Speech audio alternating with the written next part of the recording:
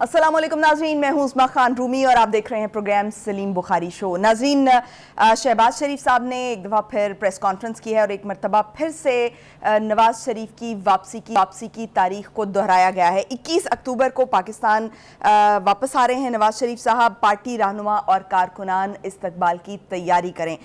साथ ही साथ शहबाज शरीफ ने उनके दौर की कारकर्दगी को भी दोहराया। उन्होंने कहा कि उनके दौर में महंगाई कम हुई, नवाज़ शरीफ पाकिस्तान की तरक्की के मेमार हैं, 20-20 घंटे की लोड शेडिंग ख़त्म की और उन्होंने ये भी कहा कि मीनार पाकिस्तान के ग्राउंड में पंडाल बनाने का फ़ैसला कर लिया गया है। यानी कि नवाज़ शरीफ की वापसी पर जो जलसा गाह बनाई जाएगी वो मेन मीनार पाकिस्तान होगा, जहाँ पर नवाज़ शरीफ जो है वो आकर ख़िताब करेंगे और उनको ये भी उम्मीद है कि 10 लाख कारकुनान जो है वो आएंगे।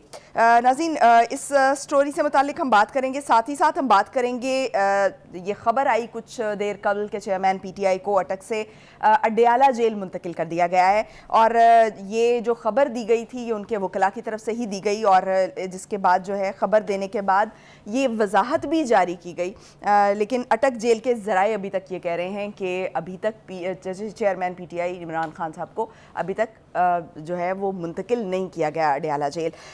साथ ही साथ हम ये भी डिस्कस करेंगे नाजरीन के जो बुशरा बीबी के साबिक शौहर हैं खबर मानिका, उनकी बैरून मुल्क फ़रार की कोशिश को नाकाम बना दिया गया, दुबई जाने से उनको रोक दिया गया। तीसरी स्टोरी नाजरीन बड़ी इंपॉर्टेंट है। इसराइली वज़ीर-ए-आज़म ने कहा है कि सऊदी अरब के साथ तारीख़ी अमन मुआहदे के बहुत करीब हैं। ये मुआहदा किस तरफ लेकर जा रहा है और क्या मज़ीद मुस्लिम ममालिक भी इसके साथ शामिल हो सकते हैं, इस पर आज हम बात करेंगे। अस्सलाम वालेकुम बुखारी साहब। मैं ठीक हूँ। बुखारी साहब आप कैसे हैं? जी मैं भी ठीक हूँ।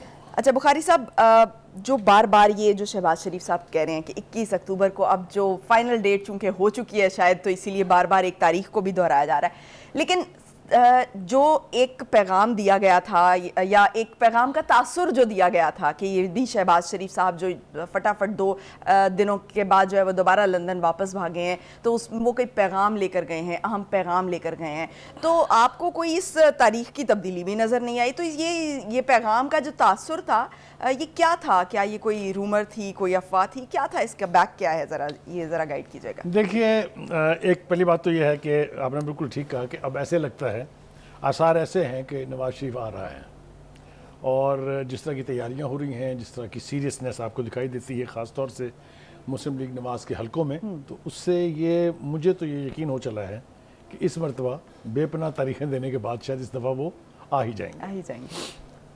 देखिए, वो जो आपने पैगाम लेके जाने वाली बात की, उसके बारे में दोनों तरह का तासुर है। एक ये कि हाँ वो पैगाम लेके गए हैं और दूसरा ये जो ख़ास तौर से पार्टी की तरफ से कहा गया कि कोई पैगाम नहीं है। मरीम नवाज़ ने भी कहा, नवाज़ शरीफ साहब ने ख़ुद भी कहा, लेकिन इसका दारोमदार इस बात पर है कि क्या उस पैगाम के बाद से नवाज़ शरीफ के बयानिए में कोई फ़र्क आया है? तो जवाब है नहीं, कोई फ़र्क नहीं आया है। उन्होंने अपनी वो बात के जजेस और जर्नल का भी एहतसाब होना चाहिए, उसको दोहराया है और बड़ी शदोमत से दोहराया है। उस पे कायम है, वो अपने उस बयानिए पे कायम है।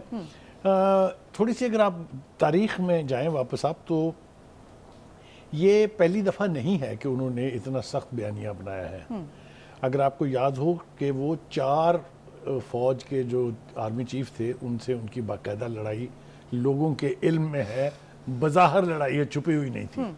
इसी तरह से सुप्रीम कोर्ट के 3 चीफ जस्टिस के साथ उनके जो तसादात हैं वो भी सबके सामने हैं और इसको आप इस तरह से ज़्यादा क्वालिफाई कर सकते हैं कि इसके नतीजे में 3 मरतबा उन्होंने अपनी हुकूमत रास्ते में कोई एक टेन्योर भी ऐसा नहीं है जो उन्होंने पूरा किया। ठीक हो गया? दैट मीन्स कि आप उनको किसी चीज़ से डरा नहीं सकते, मुझे ऐसा लगता है, और ये उन्होंने साबित किया है। लिहाजा नवाज शरीफ, पंजाबी में कहते हैं ना, नवाज शरीफ से आ रहा है और उनकी पार्टी कहती है शेर आ रहा है। देखिए, गुजारिश ये है, जिस बात के ऊपर सवालिया निशान उठ रहे हैं या जो बात मुबहम है अभी, वो ये है कि क्या इस एस्टैब्लिशमेंट के साथ, फौजी establishment to be very precise, के साथ नवाज शरीफ साहब की सुर बनेगी या सुर है या नहीं है। पहली बात तो है कि जब हम ये देखते हैं कि इस तमाम तर के बावजूद वो वापस आ रहे हैं, तो बुनियादी एजम्पशन ये है कि शायद कोई ना कोई अंडरस्टैंडिंग, टैसिट अंडरस्टैंडिंग है, तो वो तशरीफ ले आ रहे हैं वापस। दूसरी बात ये कि अगर नहीं, उनकी आशीर्वाद हासिल नहीं है या उनको उनकी तरफ से पजीरारी नहीं है, तो ऑप्शंस क्या है? دیکھیے نا انٹرم گورنمنٹ نے تو سدا نہیں رہنا ہے, الیکشن بھی ہونے ہیں, اور اب تو آثار دکھائی دیتے ہیں, اور میں نے اور آپ نے تسلیم کیا کہ لگتا ہے کہ جنوری میں الیکشن ہو جائیں گے. بالکل ایسا. تو پھر کس کے ساتھ کام کریں گے وہ؟ پہلا آپشن ان کے پاس تھا عمران خان, جو تیسری قوت کے طور پر ابھارا گیا, پروجیکٹ کیا گیا, تخلیق کیا گیا, کھڑا کیا گیا. کیا ہوا؟ Collapsed, the whole system collapsed. دوسری آپشن ان کے پاس ہے پیپلز پارٹی.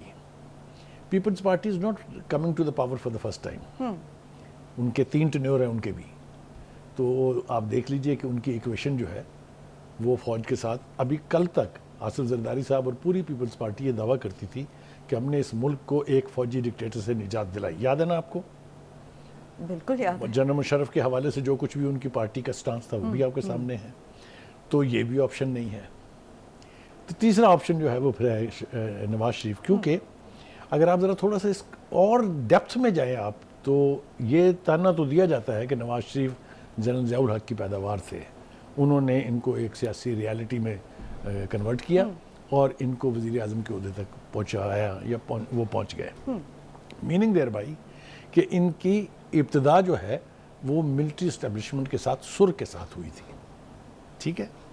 دوسری بات یہ ہے کہ اب جو نعرہ لگایا جا رہا ہے کہ جی جنرل اور جنرل جو ہے ان کا بھی احتساب ہونا چاہیے, جنرل اور جج کا, سوری جنرل اور ججز کا, تو وہ یہ نہیں کہہ رہے ہیں کہ اس کے وہ فلانا مجسٹریٹ کرے گا یا فلانی ہائی کورٹ کرے گی, وہ تو کہہ رہے ہیں احتساب ہونا چاہیے. تو اس کے بارے میں کسی کی دو رائے ہو سکتی ہیں؟ کیا آپ سمجھتے ہیں کہ اگر جنرل کوئی ایک ملک کے مفاد کے خلاف کام کرے تو اس کو کچھ نہیں کہنا چاہیے؟ یہ تو اسٹیبلشمنٹ بھی یہی کہتی ہے. کریکٹ. وہ صرف یہ کہتے ہیں کہ ہمارے پاس اپنے احتساب کے ادارے موجود ہیں اور ہم نے کیا بھی ہے.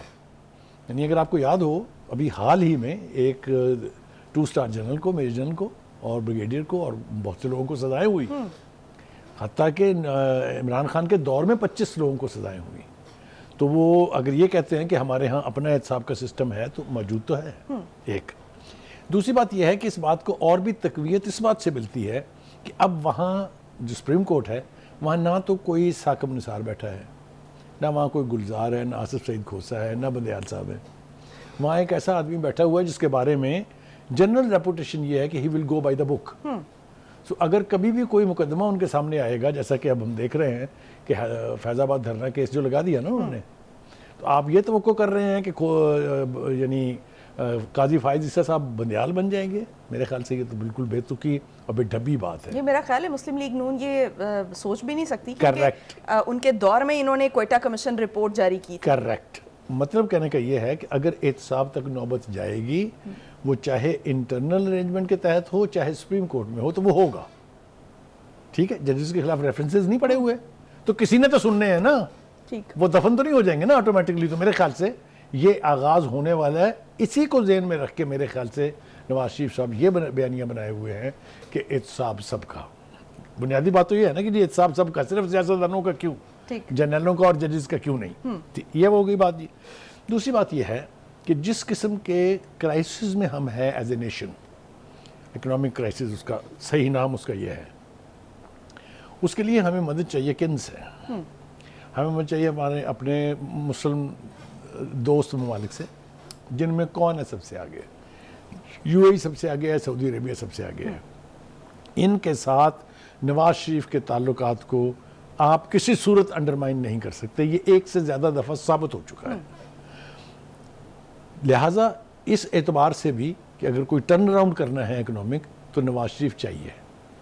اس سے اوپر چلے جائیں. چائنا, میں تو عجیب و غریب باتیں سن رہا ہوں کہ چائنا نے یعنی جو یہ گوادر ایئرپورٹ کا افتتاح تھا اس کو پینڈنگ کر دیا کہ let the gentlemen come back. اور زیادہ اچھی بات, مزے کی بات سناؤں آپ کو کہ جو توقع تھی کہ جو کراؤن پرنس ہیں محمد بن سلمان, وہ پاکستان آ رہے ہیں, انہوں نے بھی کہا کہ میں ذرا تھوڑی سی دیر کے بعد ہی آؤں گا. تو یہ سارے اشارے اور اندیے جو ہمیں مل رہے ہیں, اس سے لگتا یہ ہے کہ پولیٹیکل ٹرن اراؤنڈ ہونے والا ہے. نواز شریف جب آئیں گے تو گراؤنڈ ریالٹیز چینج ہوں گی. دیکھیے یہ طے ہو گیا ہے کہ ان کی جماعت ان کے بغیر کچھ بھی نہیں ہے. ان کی 4 سالہ غیر موجودگی میں مجھے بتائیے خاقان عباسی صاحب نے کیا کیا, مجھے بتائیے مریم نواز نے کیا کیا, یا باقی کے جو پارٹی لیڈر ہیں. بیانات کی حد سے آگے تو کہیں نہیں بڑی بات. ووٹ بینک ویسے بھی نواز شریف. کریکٹ. اور دوسری بات یہ کہ پارٹی بھی اسی کی ہے, پارٹی بھی اس کی ہے, ووٹ بینک بھی اس کا ہے. تو تو ایک بات تو یہ بالکل طے ہے کہ جب وہ واپس آئیں گے تو وہ جو ورکر گھر بیٹھا ہوا ہے وہ بھی رسپونڈ کرے گا, اور وہ جو لیڈرشپ کے بیچ ڈویژن ہے, pro Nawaz, pro Shehbaz, pro administration, pro establishment and everything, یہ ساری چیزیں جو ہیں یہ دفن نہیں ہوں گی تو کم از کم خاموش ہو جائیں گی, اس لیے کہ the man who calls the shots he will be here. تو ایک تو یہ میرے خیال سے اس کے بارے میں کوئی ابہام نہیں ہونا چاہیے. اب جو آوازیں اٹھ رہی ہیں پارٹی کے اندر سے, اس کی بھی تھوڑی سی بات کریں. بخاری صاحب, اس پہ جانے سے پہلے ایک, چونکہ یہ جو رہنماؤں کا ہی خیال ہے, پارٹی کے رہنماؤں کا ہی, کہ اب جب کہ اسٹیبلشمنٹ سے جو مسلم لیگ نون ہے ان کے تعلقات ٹھیک ہیں, تو جو یہ تعلقات ٹھیک ہیں کرنے کی بات ہو رہی ہے, یہ جو اسٹیبلش کرنے کی کوشش کی جا رہی ہے, آپ کو نہیں لگتا کہ یہ جو اسٹیبلش کرنے کی کوشش کی جا رہی ہے کہ ان کے تعلقات ٹھیک ہیں, اس سے عوام میں بھی ایک تاثر جا رہا ہے کہ ان کے تعلقات کس لحاظ سے ٹھیک ہیں, ان کے ذہن میں آئے گا کہ شاید کوئی ڈیل ہو رہی ہے. تو کیا آپ کو نہیں لگتا کہ یہ اس طرح کے بیانات ہیں, اس طرح کی باتیں جو ہے وہ نواز شریف کے اس بیانیے کو, مزاحمتی بیانیے کو جو ہے وہ کچھ کے لیے ٹھیک ہوں گی, مناسب ہوں گی؟ میرے خیال سے اس کو اس طرح سے کہتے ہیں ہم کہ پیپلز پارٹی کیوں ناراض ہے.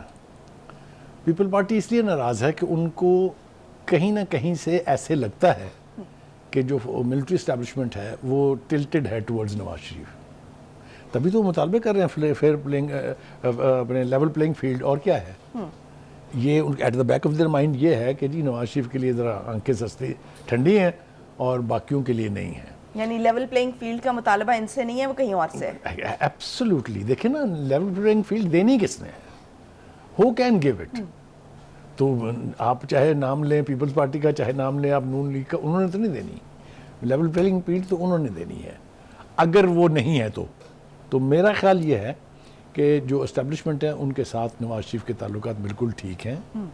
وہ جس کو کہتے ہیں نا پلینگ ود دا گیلریز, یا اسٹیٹمنٹ کی حد تک یا بیانیہ بنانے کی حد تک باتیں ٹھیک ہو سکتی ہیں. مجھے یوں لگتا ہے کہ ان کے بیچ اگر بہت زیادہ پیار محبت نہیں ہے تو نفرت والی ریلیشن شپ بھی نہیں ہے. اب ذرا تھوڑا سا دیکھتے ہیں کہ پارٹی کے اندر سے آوازیں کیا آ رہی ہیں. دیکھیے مشاہد حسین صاحب جو ہیں وہ تو تاثر ان کے بارے میں یہ ہے کہ وہ فوج کی زبان بولتے ہیں, اور آج سے نہیں ہے, بہت دیر پہلے سے. اس سے پہلے وہ ایک بم سٹوری میں آپ کو یاد ہوگا ڈاکٹر قدیر والی. اینی وہ یہ کہہ رہے ہیں کہ جناب آپ یہ جرنیلوں ولنوں کا احتساب جو ہے اس کا بیانیہ چھوڑیں, آپ واپس آئیں, اور کیونکہ اگر آپ اس سے جڑے رہے تو پھر آپ کے لیے حکومت بنانا یا ملک چلانا جو ہے اس کے چانسز اور امکانات جو ہیں وہ کم ہو جائیں گے. یہ اور دوسری بات انہوں نے کہی کہ جی فوج جو ہے وہ کبھی بھی اپنے جرنیلوں کا یا اپنے آرمی چیف کا ساتھ نہیں چھوڑے گی. یہ جنرل مشرف کے حوالے سے بھی ثابت ہو چکا ہے. آپ کو یاد ہے کہ ایک کورٹ نے سزا دی تھی اور دوسری کورٹ جو تخلیق کی گئی ان کے لیے, انہوں نے باہر جانے کا راستہ دیا والدہ کی بیماری کے حوالے سے. تو یہ باتیں وہ ٹھیک کر رہے ہیں, لیکن وہ ازمپشن یہی ہے کہ غالباً ان کی اور اسٹیبلشمنٹ کی بن نہیں رہی ہے.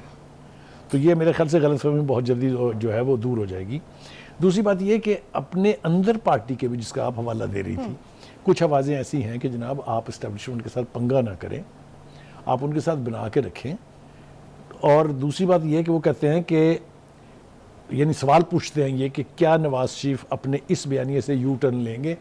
ویلڈ کوسچن ہے, اور جیسا کہ میں نے کہا اور آپ نے بھی اس کے اوپر نوٹ کر دیا کہ ہاں ٹھیک ہے, وہ جس وقت ضروری سمجھیں گے اس کو کہ بیانیے میں امینڈمنٹ کر لی جائے یا یکسر بدل لیا جائے, that will be his choice. کوئی آؤٹ سائڈر ان کو نہیں بتا سکتا کہ آپ نے کیا کرنا ہے. یہ بھی ہو گیا جناب. اب دوسرا جو ایک عمل میں دیکھ رہا ہوں وہ یہ ہے کہ ان کی واپسی کا جو شو ہے, جس دن ان کی واپسی ہوگی وہ کتنا بڑا ہوگا. At the back of the mind of the Muslim League leadership is کہ وہ کوشش کریں گے اس کو بے نظیر کی 1986 میں جو واپسی ہوئی تھی ایگزائل سے, اس کے برابر لانے کی یا اس سے بہتر کرنے کی. یہ ہو پائے گا کہ نہیں ہو پائے گا, کیونکہ پیپلز پارٹی کے جیلے جیسا ڈیڈیکیٹڈ ورکر مسلم لیگ نواز کے پاس نہیں ہے. میں یہ بالکل نہیں کہہ رہا کہ ان کو پذیرائی نہیں ہے یا ان کے ورکر نہیں ہے, کیونکہ اس کے لیے ایک انتھوسیازم چاہیے.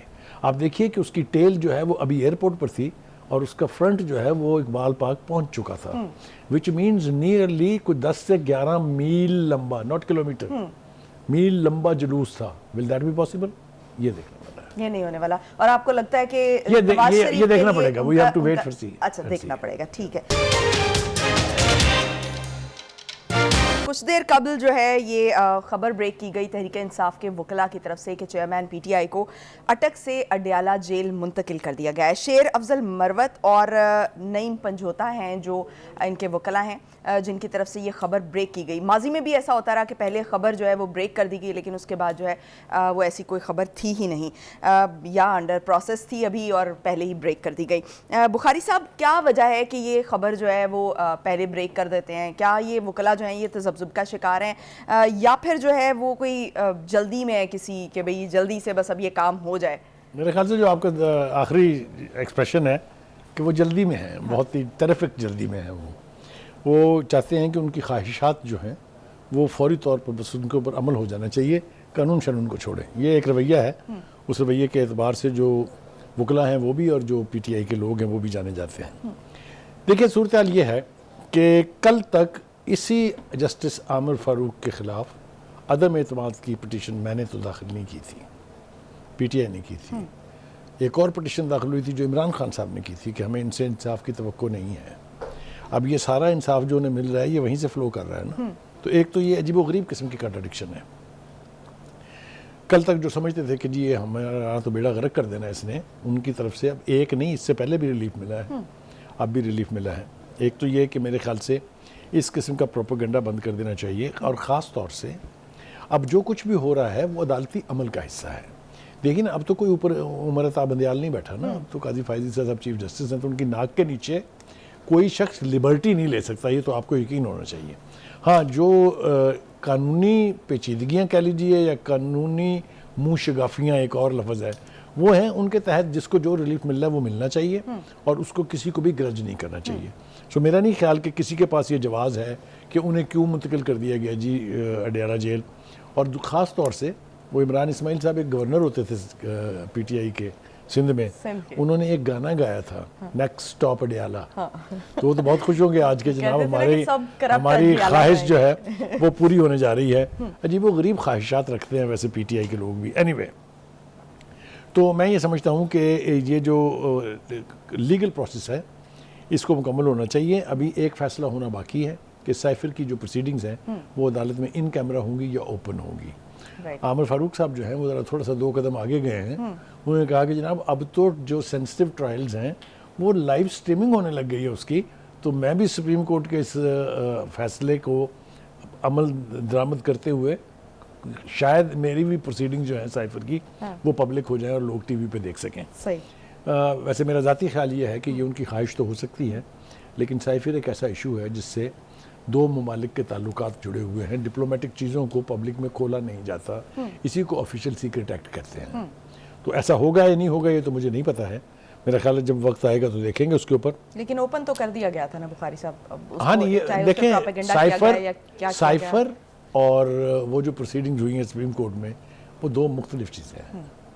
وہ پروسیجر اینڈ پریکٹس بل تھا, یہ سائفر ہے. Cipher is a sensitive matter. Anyway, having said that, دیکھیے جناب دوسری طرف یہ ہے کہ جو خاور مانیکا صاحب ہیں ان کی گرفتاری جو ہے وہ سرپرائزنگ ہے.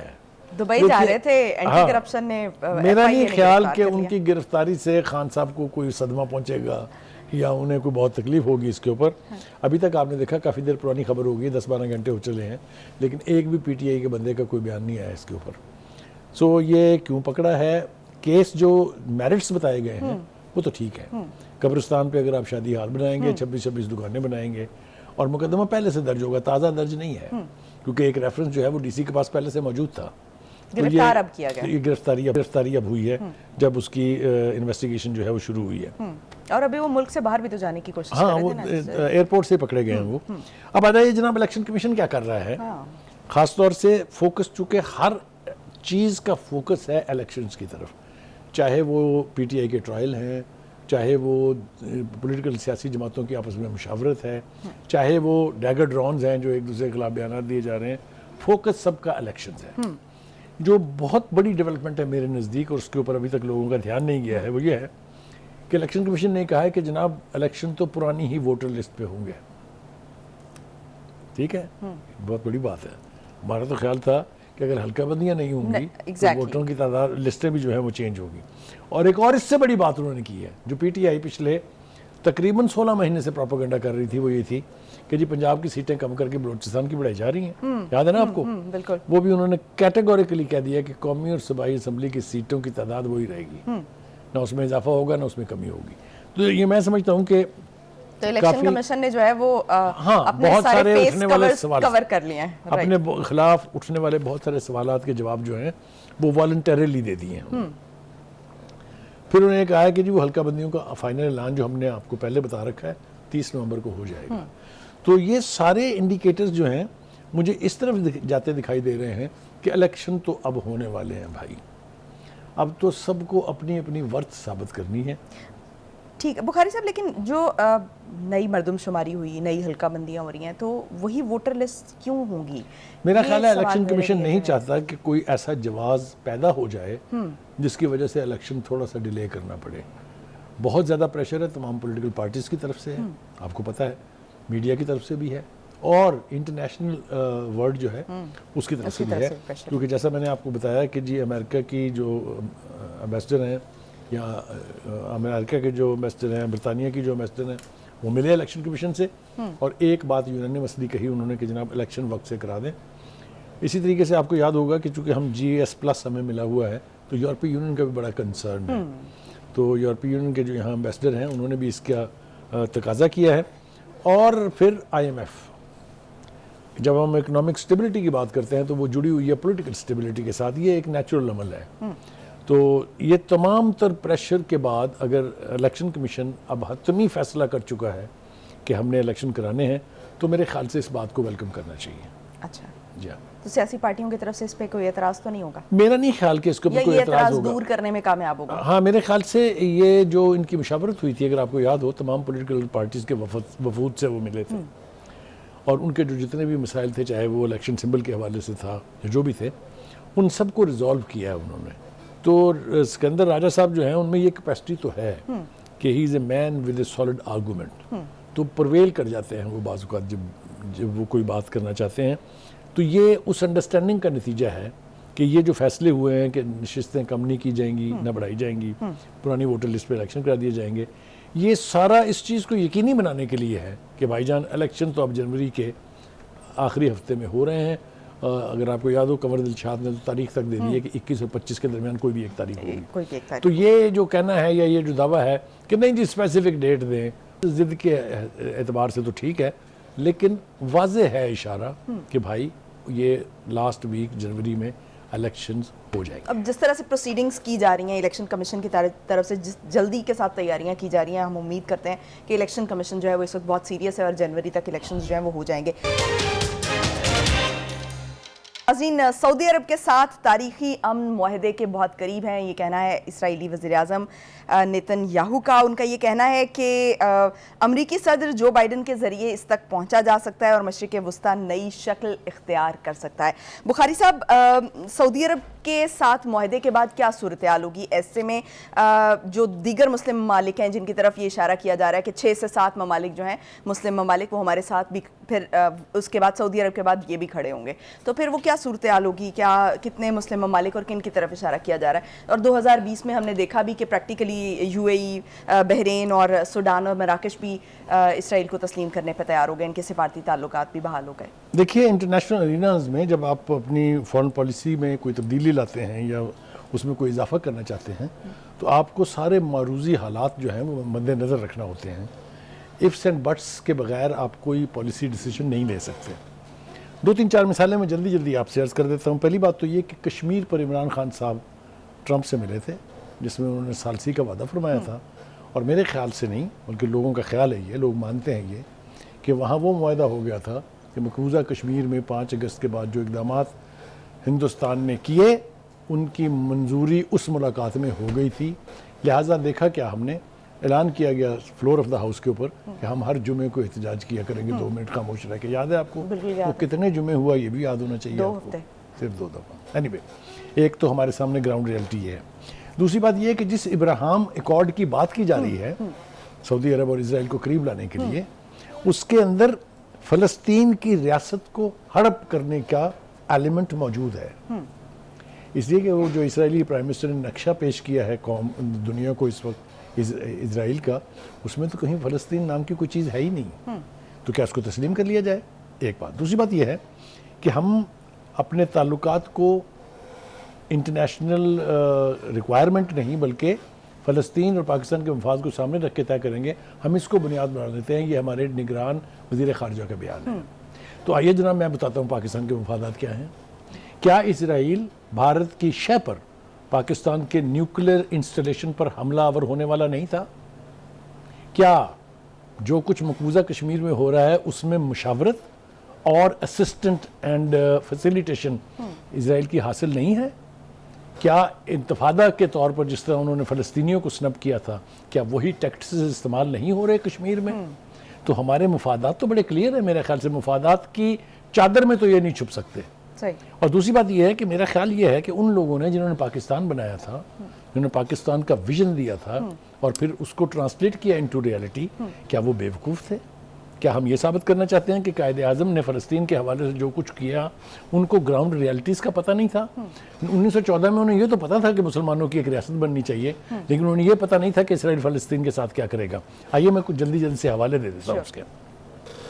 پہلی بات تو ہے کہ 26 اگست 1938 کو انڈیا مسلم لیگ نے یوم فلسطین منایا. 23 مارچ 1940 کو لاہور اجلاس میں فلسطینیوں کے حوالے سے قرارداد منظور کی گئی. 8 دسمبر 1947 کو قائد اعظم نے امریکی صدر ٹرومن کے نام خط لکھا کہ فلسطین کو تقسیم نہ کیا جائے ورنہ تاریخ عالم اقوام عالم کو کبھی معاف نہیں کرے گی. 7 اگست 1948 کو عید کے پیغام میں قائد اعظم نے فلسطین، انڈونیشیا اور کشمیر میں طاقت کا ڈرامہ ہماری آنکھیں کھول دینے کے لیے کافی ہے، ہمیں متحد ہونا چاہیے. Last but not the least, 1933 سے لے کے 1947 کے درمیان آل انڈیا مسلم لیگ نے فلسطینیوں کے حق میں 18 قراردادیں منظور کی. Were they mad people? Were they fools? تو میرے خیال سے اگر ہمارے مفادات کی بات آئے اور ہمارے ویژنری لیڈرز نے جو کچھ کہا ہوا ہے تو ہمیں تو اس سمت نہیں دیکھنا چاہیے جہاں اسرائیل کھڑا ہو. تو بخاری صاحب یہ جو ابھی نگران وزیر خارجہ کا بیان آیا ہے کہ قومی اور فلسطینی مفادات دیکھ کر فیصلہ کریں گے، اس قسم کا بیان بھی تو کبھی نہیں آیا، یہ پہلی دفعہ ہوا ہے. یہ میں نے اسی لیے تو یہ سارا کچھ آپ کو بیان کر دیا ہے کہ اگر آپ کو نہیں پتا کہ ہمارے مفادات کیا ہیں تو میں بتاتا ہوں آپ کو کیا ہے مفادات ہمارے. تو صاف بات یہ ہے کہ جو مشرق وسطیٰ کے ممالک ہیں ان کی کچھ اپنی مجبوریاں ہو سکتی ہیں. بہت سے ممالک میں تو پاپولر لیڈرز ہی نہیں ہیں، آپ کو پتا ہے، یا شیخ ڈمز ہیں یا امیر ڈمز ہیں یا کنگ ڈمز ہیں. تو ہمیں ان کے ساتھ ایکویٹ کرنے کی ضرورت نہیں ہے. ہمیں تو اپنے مفاد کو مد نظر رکھنا چاہیے. آج وہ اسرائیل فلسطین کو ہڑپ کر رہا ہے تو ہندوستان بھارت کو ہڑپ کر رہا ہے، تو کیا ہماری بھی باری آئے گی؟ کیا ہم اس کا انتظار کر رہے ہیں؟ کیا ہم اس کے لیے کوآپریٹ کریں ان کے ساتھ؟ یہ میرے خیال سے وہ مسائل ہیں جس کے اوپر کوئی ابہام کسی کو نہیں ہونا چاہیے. مجھے یہ بتائیے کہ کیا مسلم امہ کو اس بات پہ خاموشی اختیار کر لینی چاہیے کہ اسرائیل کے نقشے میں جو ان کے پرائم منسٹر دکھا رہے ہیں کہیں کشمیر ہے ہی نہیں؟ یہ ہمیں آرگومنٹ دیا جاتا ہے کہ فلسطینیوں نے تو اپنی جگہ بیچ دی تھی. بیچا تو کشمیر کو ہری سنگھ نے بھی تھا. تو کیا یہ کافی ہے کسی قوم کو ایلیمینیٹ کرنے کے لیے؟ کیا اس کی اجازت دی جانی چاہیے؟ اس کی میجورٹی کو نظر انداز کر دینا. میرے خیال سے فلسطینیوں کی ریاست قائم نہ کرنے کے حوالے سے جو کوئی ملک جو کمپرومائز بھی کرے گا وہ فلسطینیوں کے خون کے خلاف ایک سازش ہے، اور یہ فلسطین دشمنی کا بہت بڑا ثبوت ہوگا. پاکستان کو 10 مرتبہ سوچنا چاہیے کہ کیا ہم اسلامک کازز، جس کے ہم بہت بڑے ٹھیکیدار اپنے آپ کو کلیم کرتے تھے، جس کو کہا جاتا تھا پاکستان از سٹیڈل آف اسلام، کیا یوں ایک ایک کر کے ہم اپنے تمام ذمہ داریوں سے عہدہ برا ہوتے جائیں گے؟ کیا ہم امریکہ کی خواہش پر یا اسرائیل کی خواہش کے اوپر وہ سب کچھ ماننے کے لیے تیار ہو جائیں گے جو مسلمانوں کے خون کے ساتھ ایک بغاوت اور ایک سازش ہے؟ میرا خیال یہ ہے اس پروگرام کی وساطت سے ہم مطالبہ کرتے ہیں وزارت خارجہ سے کہ آپ نے جو کہا ہے اس پر قائم رہیے اور پاکستان کے مفاد کو سامنے رکھیے. پاکستان کا مفاد اور فلسطین کا مفاد دو نہیں ہیں. نیشن ہوڈ کا رائٹ ہمیں بھی ہے، فلسطینیوں کو بھی ہے اور کشمیریوں کو بھی ہے. Anybody who will compromise on that, I don't think if he will be serving any cause of the Muslims of the world. صحیح. بخاری صاحب آپ نے امریکہ کا ذکر کیا، تو اگر اسی معاہدے کو جو بھی سعودی عرب کے ساتھ ہونے جا رہا ہے یا دیگر 6-7 ممالک کا جو ذکر کیا جا رہا ہے، ان معاہدوں کو اگر اگلے سال جو امریکہ میں صدارتی انتخابات ہونے ہیں 2024 میں، اس کے تناظر میں دیکھ لیں تو اس میں کیا صورتحال ہوگی؟ کیونکہ اس کے لیے پریکٹیکلی ان کو جو ان کی پارلیمنٹ ہے، جو قانون ساز ہیں، ان کی ایک بڑی بہت بڑے پیمانے پہ ان کو حمایت کی ضرورت ہوگی۔ دیکھیے گزارش یہ ہے کہ امریکہ کیا کرتا ہے، اس کو کیا کرنا چاہیے، یہ تو ہمارا کنسرن نہیں ہے، لیکن امریکہ نے آج تک کبھی مسلمانوں کے حق میں کوئی فیصلہ کر کے دیا ہو تو مجھے اس کی مثال ضرور سنائی جائے۔ اگر آپ مجھے اجازت دیں، اگر پروگرام میں وقت ہوتا، میں آپ کو وہ لسٹ گنواتا جو امریکن بٹریلز کی ہیں to Pakistan, starting with P L 480 coming down to F-16's deal and East پاکستان's ڈیبیکل۔ میں کیا کیا آپ کو مثالیں دوں۔ Longest economic sanctions against Pakistan, who imposed them؟ امریکہ۔ In whose favor؟ everybody knows۔ تو ہمیں ہندوستان اور اسرائیل کی دوستی کے لیے اگر بلیڈ کرایا گیا ہے امریکہ کی طرف سے، تو کیا ہمیں اس کے لیے تیار ہو جانا چاہیے کہ اب ہم بلیڈ ہوں گے مزید اس وقت تک کہ جب ہمارے خون میں کوئی قطرہ بچے نہ بچے، اگر اصل خون کا نہیں تو کم از کم حریت کا، جس کا ہم اتنا بڑا نعرہ لگاتے ہیں۔ ٹھیک، تو بخاری صاحب جاتے جاتے ایک کمنٹ کہ کیا امریکی قانون سازوں کو وہ حمایت مل پائے گی اس معاہدے کے؟ دیکھیے امریکہ کچھ بھی کرے، کچھ بھی حمایت حاصل ہو، ہم اس کی اپروول کا سبجیکٹ نہیں ہونے چاہیے۔ ٹھیک ہو گیا جی، بہت شکریہ بخاری صاحب۔ ناظرین آج کے لیے اتنا ہی، مجھے دیجیے اجازت، پاکستان کی ہمیشہ پائندگی کی دعا کے ساتھ۔ اللہ حافظ و ناصر۔